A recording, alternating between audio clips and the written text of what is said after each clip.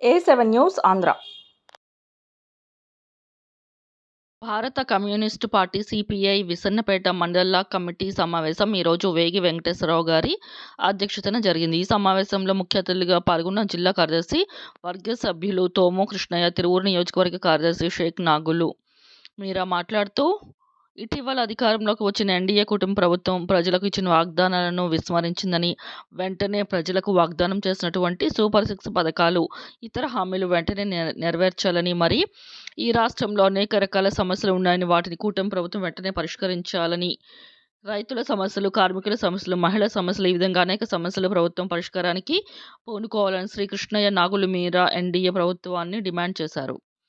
అదేవిధంగా ప్రైవేట్ పరం చేయాలని చూస్తున్న విశాఖ స్టీల్ ప్లాంట్ రాష్ట్రంలో ఉన్న ఎన్డీఏ భాగస్వామ్య పార్టీలు ప్రైవేటు పరం చేయకుండా స్టీల్ ప్లాంట్ని కాపాడే దాంట్లో ముందుండాలని, తమ ఎన్నికల ముందు కార్మికులకు, ఆంధ్ర రాష్ట్ర ప్రజలకు ఇచ్చిన హామీలు నెరవేర్చాలని వారు కోరారు. ఈ సమావేశంలో మండల కార్యదర్శి మర్సగడ్ల త్యాగరాజు మాట్లాడుతూ, సిపిఐ పార్టీ ప్రజా సంఘాలు బలోపేతానికి కృషి చేయాల్సిన అవసరం అందరిపై ఉందని, విసన్నపేటలో పార్టీ నిర్మాణాన్ని చేయాల్సిన అవసరం ఉందని, సమావేశంలో దానికి సభ్యులందరూ కూడా సహకరించాలని కోరారు.